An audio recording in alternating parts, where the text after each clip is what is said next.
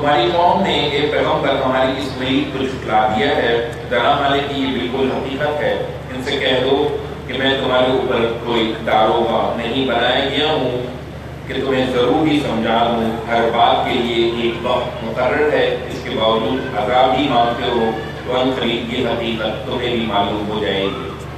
انہیں اب ان کے حال پر چھوڑ دو، اور جب دیکھو کہ لوگ ہماری آیتوں پر نکتہ چینیاں کر رہے ہیں تو ان سے کنارہ کش ہو جایا کرو، یہاں تک کہ کسی دوسری بات میں لگ جائیں، اور کبھی شیطان بلا دے تو غلطی کا احساس ہو جانے کے بعد ان ظالم لوگوں کے ساتھ نہ بیٹھو۔ ان کے حساب کی کوئی ذمہ داری ان لوگوں پر نہیں ہے جو خدا سے ڈرنے والے ہیں، البتہ یاد دہانی ان کا فرض ہے تاکہ یہ بھی ڈرنے والے بن جائیں۔ جن لوگوں نے اپنے دین کو ایک تماشا بنا رکھا ہے اور جنہیں دنیا کی زندگی نے دھوکے میں ڈال دیا ہے، انہیں چھوڑو اور اس قرآن کے ذریعے سے یاد دہانی کرتے رہو کہ کہیں کوئی شخص اپنے کرتوتوں کی پاراش میں ہلاکت کے حوالے نہ کر دیا جائے، اور وہ بھی اس حال میں کہ اللہ کے آگے نہ اس کا کوئی حامی و مددگار ہو اور نہ سفارش کرنے والا۔ اور اگر ہر معاوضہ بھی دے اس حال میں کہ اللہ کے آگے نہ اس کا کوئی حامی و مددگار ہوگا اور نہ کوئی سفارش کرنے والا، اور اگر معاوضہ بھی دے تو اس سے قبول نہ کیا جائے گا۔ یہی لوگ ہیں جو اپنے کرتوتوں کی پالاش میں ہلاکت کے حوالے کیے جائیں گے۔ جس کفر کا ارتکاب یہ کرتے رہے ہیں اس کی پالاش میں ان کے لیے کھولتا ہوا پانی اور ایک دردناک عذاب ہے۔ بار بار جو ہے یہ کفر کا لفظ آ رہا ہے۔ کفر کی جو ہے وہ ایک خاص ڈیفینیشن ہے۔ کفر کہتے ہیں کہ کسی کے پاس کوئی بات پہنچ جائے، اللہ کی بات، اور اس کو وہ سمجھ جائے اور اس کے بعد وہ انکار کر دے، تو یہ فیصلہ کہ کوئی شخص کافر ہے یا کفر کر رہا ہے، یہ فیصلہ صرف خدا ہی کر سکتا ہے۔ مجھے خدا ہی کو معلوم ہے کہ یہ شخص جس تک بات پہنچی ہے یہ اس بات کو سمجھ گیا ہے اور اب انکار کر رہا ہے، یہ ایک عام انسان جو ہے وہ نہیں جان سکتا۔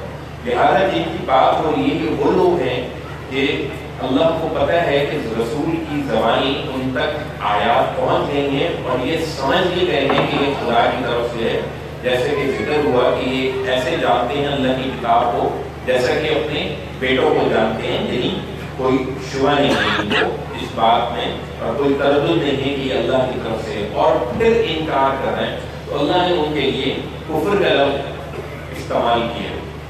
بالکل مجھے اور آپ کو یا کسی مفتی کو بھی یہ کافر قرار دینے کا جو ہے حق جو ہے وہ خدا نے نہیں دیا ہے۔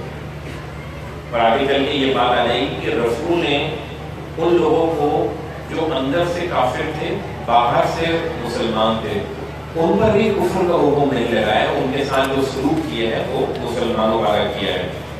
تو جب یہ بات آتی ہے کہ جن لوگوں نے کفر کیا تو اس سے یہ سمجھنا چاہیے کہ یہ بات جو ہے وہ رسول اللہ صلی اللہ علیہ وسلم کے زمانے کے خاص مخاطبین اور خاص گروہ کا ذکر ہو رہا ہے، یا آج کے دور کے یہودی یا عیسائی یا جو غیر مسلم ہیں وہ مراد نہیں ہے۔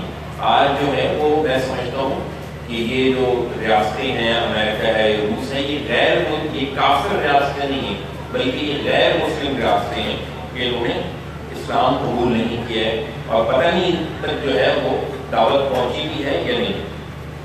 جس کفر کا ارتکاب یہ کرتے رہے ہیں اس کی پالاش میں ان کے لیے کھولتا ہوا پانی اور ایک دردناک عذاب ہے۔ ہمیں البتہ ان کے ساتھ جو ہے وہ رویہ جو ہے وہ دعوت والا رکھنا چاہیے کہ یہ ان تک بات نہیں پہنچی ہے، اور دعوت تبلیغ اور محبت والا جو ہے وہ رویہ رکھنا چاہیے تاکہ یہ اسلام کے قریب آئے۔ ان سے پوچھو کہ کیا ہم اللہ کے سوا انہیں پکاریں جو ہمیں نہ نفع دے سکتے ہیں اور نہ نقصان، اس کے بعد بھی اللہ نے ہمیں ہدایت بخش دی ہے، کیا ہم الٹے پاؤں پھر جائیں اس شخص کی طرح جسے شیطانوں نے بیابان میں حیران و سرکشتہ چھوڑ دیا ہو، طرح حالے کہ اس کے ساتھ ہی اسے راہ ہدایت کی طرف بلا رہے ہوں کہ ہمارے پاس آ جاؤ۔ کہہ دو حقیقت یہ ہے کہ اللہ ہی کی ہدایت اصل ہدایت ہے، اور ہمیں حکم دیا گیا ہے کہ اپنے آپ کو جہانوں کے پروردگار کے حوالے کر دیں۔ حکم دیا گیا ہے کہ نماز کا اہتمام کرو اور اس سے ڈرتے رہو۔ وہی ہے جس کے حضور میں تم سب اکٹھے کیے جاؤ گے، اور وہی ہے جس نے زمین اور آسمانوں کو برحق پیدا کیا ہے۔ جس دن کہے گا کہ حشر برپا ہو جائے تو حشر برپا ہو جائے گا، اس کی بات برحق ہے۔ جس دن سور پھونکا جائے گا اس دن اس کی ہی بادشاہی ہوگی۔ وہ غائب و حاضر ہر چیز کا علم رکھتا ہے اور وہ حکیم و خبیر ہے۔ انہیں ابراہیم کا واقعہ سناؤ جب اس نے اپنے باپ آزر سے کہا تھا، کیا تم بتوں کو معبود بنائے بیٹھے ہو؟ میں تو تمہیں اور تمہاری قوم کو کھلی گمراہی میں دیکھ رہا ہوں۔ ابراہیم کو ہم اسی طرح زمین اور آسمانوں کی بادشاہی کا مشاہدہ کراتے تھے تاکہ وہ اپنی قوم پر حجت قائم کرے اور خود بھی ان لوگوں میں سے ہو جائے جو پورا یقین رکھنے والے ہوں۔ چنانچہ ایک دن جب اس پر رات طاری ہوئی تو اس نے تارا دیکھا اور لوگوں کو متوجہ دیکھ کر کہا، یہ میرا رب ہے۔ پھر اس طرح کے ایک اور موقع پر جب تارا ٹوٹ گیا تو اس نے کہا، میں خدائی کے لیے ان کو پسند نہیں کر سکتا جو ڈوب جاتے ہیں۔ پھر ایک دن چاند کو چمکتے دیکھا تو کہا، یہ میرا رب ہے۔ لیکن جب وہ بھی ڈوب گیا تو اس نے کہا کہ اگر میرے پروردگار نے میری رہنمائی نہ فرمائی تو میں گمراہ لوگوں میں سے ہو کر رہ جاؤں گا۔ پھر ایک دن سورج کو چمکتا دیکھا تو کہا، یہ میرا رب ہے کیونکہ یہ سب سے بڑا ہے۔ لیکن جب وہ بھی ڈوب گیا تو اس نے اپنی قوم کو مخاطب کر کے کہا کہ میری قوم کے لوگوں، میں ان سب سے بری ہوں جنہیں تم خدا کے شریک ٹھہراتے ہو۔ میں نے یکسو ہو کر اپنا رخ اس ہستی کی طرف کر لیا ہے جس نے زمین اور آسمانوں کو پیدا کیا ہے، اور میں ہرگز شرک کرنے والوں میں سے نہیں ہوں۔ یعنی اپنے اندر جستجو کی اور اپنے اندر سے انہوں نے غور و فکر کی خدا کی، اور پھر خدا نے ان کی رہنمائی کی۔ اس کی قوم اس بات پر اس سے جھگڑنے لگی۔ اس نے جواب دیا کہ تم اللہ کے بارے میں مجھ سے جھگڑتے ہو، دراحالے کہ اس نے میری رہنمائی فرمائی ہے۔ میں ان سے نہیں ڈرتا جنہیں تم اس کا شریک ٹھہراتے ہو۔ ہاں، اگر میرا پروردگار ہی کچھ چاہے۔ میرے پروردگار کا علم ہر چیز کا احاطہ کیے ہوئے ہے، پھر کیا تم دھیان نہیں کرتے؟ اور میں ان چیزوں سے کیسے ڈروں جنہیں تم شریک ٹھہراتے ہو، جبکہ تمہارا حال یہ ہے کہ تم اس بات سے نہیں ڈرتے کہ تم نے ان چیزوں کو اللہ کا شریک بنا رکھا ہے جن کے حق میں اس نے تم پر کوئی سند نازل نہیں کی۔ یعنی ڈرنا تو تمہیں چاہیے کہ تم نے خدا کے ساتھ شریک بنائے، میں کیوں ڈروں؟ میں نے تو اس کو توحید ہی مانا ہے، واحد مانا ہے۔ سو بتاؤ کہ ہم دونوں فریقوں میں سے کون امن و اطمینان کا زیادہ مستحق ہے اگر تم جانتے ہو۔ حقیقت یہ ہے کہ امن و اطمینان تو انہی لوگوں کے لیے ہے جو ایمان لائے اور انہوں نے اپنے ایمان کو ظلم سے آلودہ نہیں کیا، اور وہی راستہ پانے والے ہیں۔ یعنی ظلم یعنی شرک سے آلودہ نہیں کیا۔ یہ تھی ہماری وہ حجت جو ہم نے ابراہیم کو عطا فرمائی کہ اپنے قوم پر قائم کرے۔ ہم جس کو چاہتے ہیں اس کے درجے پر درجے بلند کر دیتے ہیں۔ حقیقت یہ ہے کہ تمہارا پروردگار حکیم و علیم ہے۔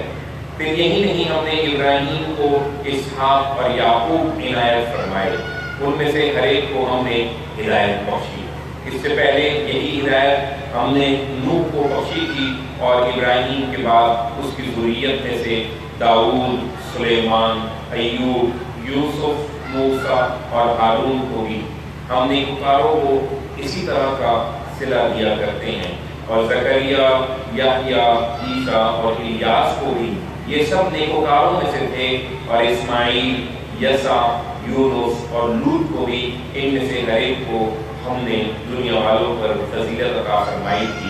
نیز ان کے آباء و اجداد، ان کی اولاد اور ان کے بھائی بندوں کو بھی ہم نے اپنی ہدایت سے نوازا، انہیں برگزیدہ کیا اور توحید کی اسی صراط مستقیم کی طرف ان کی رہنمائی فرمائی تھی۔ یہ اللہ کی ہدایت ہے اپنے بندوں میں سے، وہ جسے چاہتا ہے اپنے قانون کے مطابق اس سے سرفراز فرماتا ہے۔ لیکن اگر کہیں یہ لوگ بھی شرک میں مبتلا ہوتے تو ان سب کا کیا کرایہ، ان سے حقارت ہو جاتا۔ یہی لوگ تھے جنہیں ہم نے کتاب اور حکم اور نبوت عطا کی تھی، سو تمہارے یہ مخاطبین اس کا انکار کریں گے تو کچھ پرواہ نہیں، ہم نے یہ نعمت کچھ اور لوگوں کے سپرد کر دی ہے جو اس کے منکر نہیں ہوں گے۔ علم نبوت کے جن عاملین کا ہم نے ذکر کیا ہے وہی تھے جو اللہ کی طرف سے ہدایت یافتہ تھے، یعنی نبی کریم صلی اللہ علیہ وسلم کو بشارت دی جا رہی ہے کہ جب اگر یہ قریش کے لوگ تمہاری بات کو نہیں سن رہے اور تم پر ایمان نہیں لا رہے تو ہم نے تمہارے لیے ایک اور طبقہ تیار کر دیا جو تمہاری بات کو سنے گا بھی اور فوراً قبول بھی کر لے گا۔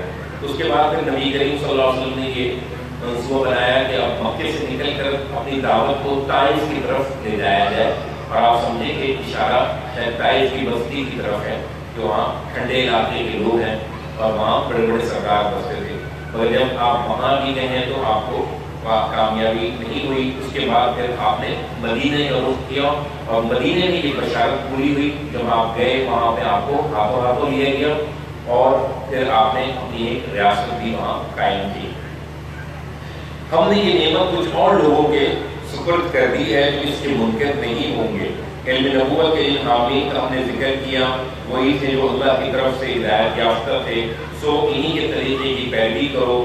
ان لوگوں سے البتہ کہہ دو میں اپنی اس دعوت پر تم سے کوئی صلہ نہیں چاہتا، کہ نہیں مانو گے تو میرا کوئی نقصان ہو جائے گا، یہ تو محض ایک یاد دہانی ہے تمام دنیا والوں کے لیے۔ حقیقت یہ ہے کہ ان لوگوں نے اللہ کی صحیح قدر نہیں پہچانی۔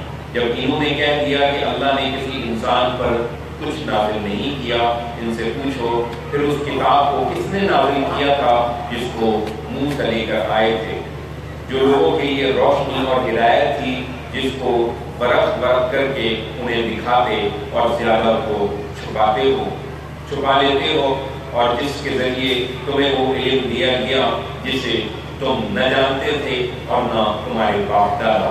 کہہ دو اللہ ہی نے پھر انہیں ان کی کچھ بحثیوں میں چھوڑ دیا، کھیلتے رہیں، یہ اسی کتاب کی طرح ایک کتاب ہے جو ہم نے اتاری ہے، بڑی خیر و برکت والی ہے، جو کچھ اس سے پہلے آ چکا ہے اس کی تصدیق کرتی ہے، اس لیے تم اس کے ذریعے سے لوگوں کو خوشخبری دو اور اس لیے کہ انہیں متنبع کر دو جو القریٰ اور اس کے گرد و پیش کے رہنے والے ہیں۔ تو مطمئن رہو جو آخرت کو مانتے ہیں وہی اسے مانیں گے اور وہی اپنی نماز کی حفاظت کرتے ہیں۔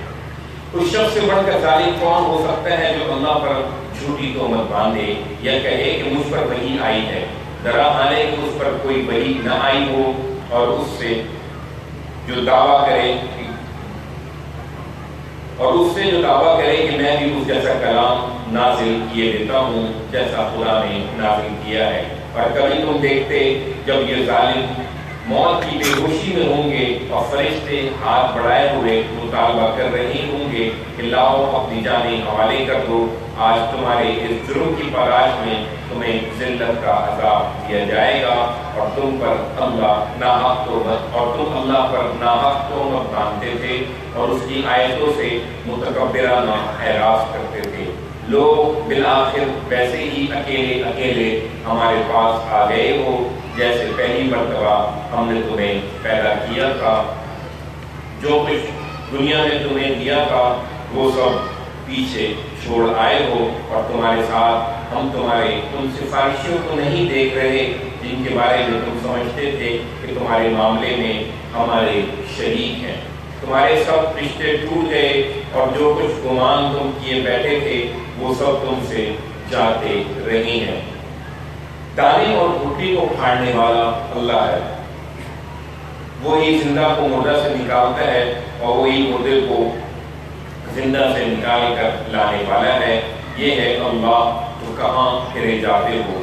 وہی صبح نکالنے والا ہے، رات کو سکون کی چیز اسی نے بنایا ہے، اور سورج اور چاند ایک حساب سے رکھے ہیں، یہ اسی زبردست قدرت اور علم رکھنے والے ٹھہرائے ہوئے اندازے ہیں۔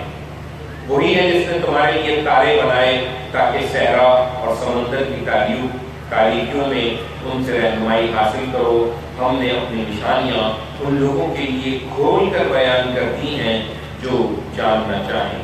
وہی ہے جس نے تمہیں ایک جان سے پیدا کیا ہے، پھر ہر ایک کے لیے ایک جائے قرار ہے اور اس کے سپرد خاک کیے جانے کی بھی جگہ ہے۔ ہم نے نشانیاں ان لوگوں کے لیے کھول کر بیان کر دی ہیں جو سمجھنا چاہے۔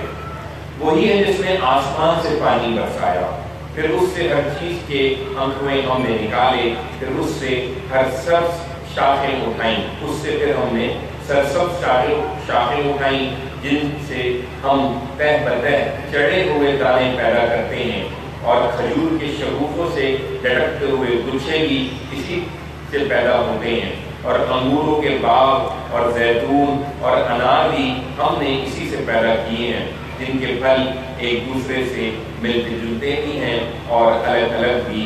ان میں سے ہر ایک کے پھل کو دیکھو جب وہ پھلتا ہے، اور اس کے پکنے کو دیکھو جب وہ پکتا ہے۔ ان کے اندر ان لوگوں کے لیے بڑی غیر معمولی نشانیاں ہیں جو ماننا چاہتے ہیں، لیکن ان کی صفاحت کا یہ عالم ہے کہ انہوں نے جنوں کو خدا کا شریک ٹھہرا لیا ہے، درحالے کہ اسی نے انہیں پیدا کیا ہے اور بغیر کسی علم کے اس کے لیے بیٹے اور بیٹیاں تصنیف کر لی ہیں۔ وہ پاک اور بالاتر ہے ان سب چیزوں سے جو یہ بیان کرتے ہیں۔ وہ تو زمین اور آسمانوں کو عدم سے وجود میں لانے والا ہے، اس کی اولاد کہاں سے آئی جبکہ اس کی کوئی بیوی ہی نہیں ہے۔ اس نے ہر چیز کو پیدا کیا ہے اور وہ ہر چیز کا جاننے والا ہے۔ وہی اللہ تمہارا پروردگار ہے، اس کے سوا کوئی معبود نہیں۔ وہ ہر چیز کا خالق ہے، لہذا اسی کی بندگی کرو، اور وہ ہر چیز پر نگران ہے۔ اس کو نگاہیں نہیں پا سکتی، لیکن وہ نگاہوں کو پا لیتا ہے۔ وہ نہایت باریک بین اور بڑا باخبر ہے، دنیا کی آنکھیں اس کو نہیں دیکھ سکتی۔ تمہارے پروردگار کی طرف سے بصیرت کی آیتیں تمہارے پاس آ چکی ہیں، چنانچہ اب جو بصیرت حاصل کرے گا اپنا ہی بھلا کرے گا، اور جو اندھا بنا رہے گا اس کا وبال بھی وہی اٹھائے گا۔ اور جہاں تک میرا تعلق ہے تو میں تم پر کوئی نگران نہیں ہوں۔ ہم اپنی آیتیں اس طرح مختلف اسلوبوں سے پیش کرتے ہیں، اس لیے کہ ان پر حجت قائم ہو، اور اس لیے کہ وہ بول اٹھیں کہ تم نے اچھی طرح پڑھ کر سنا دیا، اس لیے کہ ہم ان لوگوں کے لیے جو جاننا چاہیں اسے ہر لحاظ سے واضح کر دیں۔ تم اس چیز کی پیروی کرتے رہو اے پیغمبر جو تمہارے پروردگار کی طرف سے تم پر وحی کی جا رہی ہے۔ حقیقت یہ ہے کہ اس کے سوا کوئی الہ نہیں، اور یہ نہیں مانتے تو ان مشرکوں کو جانے دو۔ اگر اللہ چاہتا تو یہ کبھی شرک نہ کر پاتے۔ ہم نے ان پر تمہیں نگران مقرر نہیں کیا ہے، اور نہ تم ان کے ضامن ہو۔ یہ جس صفحات میں مبتلا ہے اس کے باوجود تم لوگ انہیں گالی نہ دو جن کو اللہ کے سوا یہ پکارتے ہیں۔ مبالغہ تجاوز کر کے یہ دل سمجھے اللہ کو گالیاں دینے لگے، یعنی اللہ رسول اور ان کے ساتھیوں کو یہ حکم دے رہا ہے کہ تم ان کے جو چھوٹے خدا ہیں ان کو بھی گالیاں نہ دو، ورنہ یہ پلٹ کر تمہارے سچے خدا کو گالیاں دینے لگیں گے۔ اور اس کی وجہ کیا بیان کی کہ یہ جو جھوٹے خدا مان رہے ہیں، اس لیے کہ ہر گروہ کے عمل کو ہم نے اسی طرح اس کے لیے خوشنما بنا رکھا ہے۔ یہ بڑی حکمت کی بات ہے، یعنی جو شخص بھی بت پرستی یا شرک کر رہے ہیں یا حضرت عیسیٰ کو خدا کا بیٹا مان رہے ہیں یا دنیا میں کوئی اور غلط کام کر رہا ہے، تو اس کے نزدیک یہ سب چیزیں جو ہیں بڑی خوشنما ہیں۔ ان کو وہ بڑی ریزنز کے ساتھ اور بڑی وجوہات اور بڑی لاجک ہیں اس کے پاس، جن کو وہ ان کی کرنے کے لیے جواب بناتا ہے۔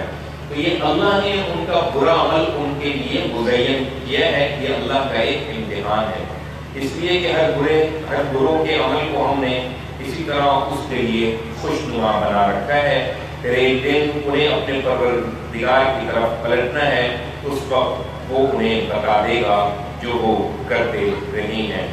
یہ اللہ کی کڑی قسمیں کھا کر کہتے ہیں کہ اگر کوئی نشانی ان کے پاس آ جائے تو یہ ضرور اس پر ایمان لے آئیں گے۔ کہہ دو کہ نشانیاں تو اللہ ہی کے پاس ہیں، لیکن مسلمانوں تمہیں کیا پتا کہ وہ آ بھی جائیں تو یہ نہیں مانیں گے۔ ہم اس وقت بھی ان کے دلوں اور ان کی نگاہوں کو اسی طرح پلٹ دیں گے جس طرح یہ پہلی بار اس قرآن پر ایمان نہیں لائے اور ان کی سرکشی میں انہیں بھٹکتا ہوا چھوڑ دیں گے۔ ہم ان کی طرف فرشتے بھی اتار دیتے اور مردے بھی ان سے باتیں کرنے لگتے اور دنیا کی سب چیزیں ان کے سامنے گروہ در گروہ جمع کر دیتے، جب بھی یہ ماننے والے نہیں تھے، الا یہ کہ اللہ چاہے، مگر حقیقت یہ ہے کہ ان میں سے اکثر جہالت میں مبتلا ہیں۔ وآخر دعوانا